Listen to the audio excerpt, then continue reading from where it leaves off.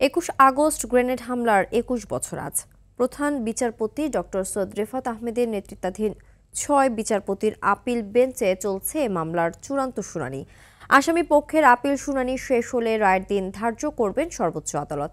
এর আগে হাইকোর্টে খালাসপ্রাপ্ত বিএনপির ভারপ্রাপ্ত চেয়ারম্যান তারেক রহমান ও সাবেক স্বরাষ্ট্র প্রতিমন্ত্রী লুৎফুর জামান বাবরের খালাস বাতিল চেয়ে শুনানি শেষ করে রাষ্ট্রপক্ষ।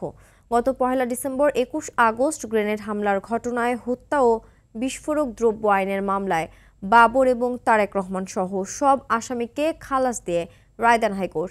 এদিকে আশুলিয়ায় ৬ লাশ পোড়ানো ও ৪ আগস্ট একজনকে হত্যা মামলার অভিযোগ গঠনের আদেশ দিয়েছেন ট্রাইব্যুনাল ২। এছাড়া ট্রাইব্যুনাল ১-এ রাজধানীর চানখারপুলে ৬ জনকে গুলি করে হত্যার ঘটনায় মানবতাবিরোধী অপরাধের মামলায় সাক্ষ্য গ্রহণের শুনানিও শুরু হয়েছে।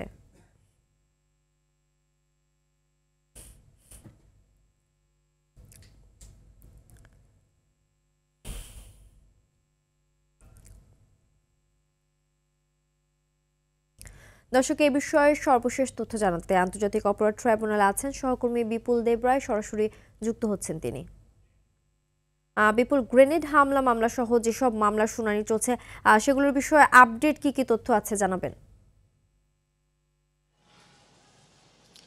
হ্যাঁ, সিনথিয়া, আসলে যেমনটা বলছিলেন, সকাল থেকে কিন্তু ২১শে গ্রেনেড হামলার মামলাটি সেটি শুনানি শুরু হয়েছে এবং সেটি কিন্তু এখনও চলছে, চলমান রয়েছে। আপনি জানেন, আজকে সে ২১শে গ্রেনেড হামলার দিন, অর্থাৎ ২০০৪ সালের আজকের এই দিনে এই ঘটনাটি ঘটেছিল এবং সেই সময়ে ২০১৮ সালের মামলা হওয়ার পর থেকে প্রায় ১৯ জনের বিরুদ্ধে মৃত্যুদণ্ড এবং ১৯ জনের বিরুদ্ধে কিন্তু যাবজ্জীবন কারাদণ্ড আদেশ দেওয়া হয়। সেই আদেশের প্রেক্ষিতে অর্থাৎ জুলাই অভ্যুত্থানের পর এই গত বছরের ১ ডিসেম্বর কিন্তু সেই সকল আসামিকে খালাস দেওয়া হয় এবং খালাসের বিপক্ষে রাষ্ট্রপক্ষ কিন্তু আপিল করে এবং সেই আপিলের শুনানি চলছে কিন্তু এবং আজকে ৬ষ্ঠ দিনের মতো। এবং আজকে যে শুনানি চলছে, আমরা যতটুকু জেনেছি যে আসামি পক্ষের শুনানি শেষ হওয়ার পরেই কিন্তু একটা রায়ের দিন ধার্য করা হবে এবং সেই পরিপ্রেক্ষিতে এখনও সেই রায়টির ধার্য দিন এখনও দেওয়া হয়নি, অর্থাৎ এখনও এটি শুনানিটি চলছে। পরবর্তী সময়ে আমরা আপনাদেরকে জানাবো। সেই সাথে আরেকটি বিষয় জানাতে চাই, সেটি হচ্ছে আপনি জানেন আজকে আন্তর্জাতিক অপরাধ ট্রাইব্যুনালের দুটি মামলা রয়েছে, আলোচিত দুটি মামলা। তার মধ্যে হচ্ছে একটি আশুলিয়ার যে হত্যা মামলা, এই হত্যা মামলায় কিন্তু ইতিমধ্যে অভিযোগ গঠনের যে আদেশ সে ট্রাইব্যুনাল ২ দিয়েছে। এবং আরেকটি বিষয়, সেটি হচ্ছে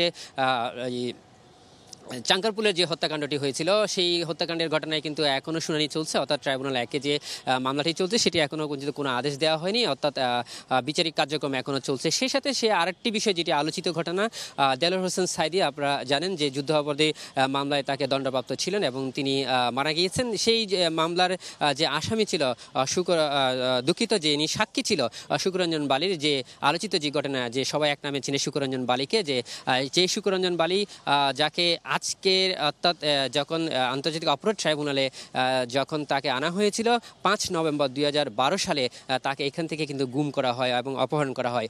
সেই বিষয়টি নিয়ে আজকে শুকুরঞ্জন বালি সেই কোর্টে, অর্থাৎ যে এখান থেকে তিনি অপহৃত হয়েছিলেন এবং গুম হয়েছিলেন, সেই কোর্টে এসে কিন্তু আজকে অভিযোগ দায়ের করেছেন, আমরা যতটুকু জানতে পেরেছি। এবং শুকুরঞ্জন বালি কিন্তু গণমাধ্যমে কথা বলেছেন। তিনি জানিয়েছেন যে আসলে প্রায় শেখ হাসিনা সহ তৎকালীন ট্রাইব্যুনালের চেয়ারম্যান যিনি ছিলেন তাদের বিরুদ্ধে সহ টোটাল ৩২ জনের বিরুদ্ধে কিন্তু অভিযোগ দায়ের করেছেন, অর্থাৎ মামলা দায়ের করেছেন এবং সেটি অভিযোগটি আমলে নিয়েছেন ট্রাইব্যুনাল। এবং সেই সাথে এখানে শুধুমাত্র শেখ হাসিনা নয়, তৎকালীন সময়ে আইনমন্ত্রী হতে শুরু করে ট্রাইব্যুনালের চেয়ারম্যান এবং সাবেক বিচারপতি এস.কে সিনহা সহ সবাই কিন্তু এই মামলার অভিযুক্ত রয়েছে। এবং শুকুরঞ্জন বালি বলেছেন যে আসলে তাকে পাশবিক নির্যাতন করা হয়েছে, তাকে যেভাবে বন্দি করে নির্যাতন করা হয়েছে সেখানেও বর্ণনা দিয়েছেন। তো পরবর্তী ডেটে কিন্তু আমরা বিস্তারিত জানবো এবং এই মামলাটি শুনানির জন্য কোর্ট একটা নির্দেশনা দিয়েছেন যে আসলে তদন্ত সাপেক্ষে ব্যবস্থা নেওয়ার জন্য। তো সিন্ধিয়া, এই ছিল আমার কাছে সর্বশেষ তথ্য আন্তর্জাতিক অপরাধ ট্রাইব্যুনাল থেকে। ধন্যবাদ।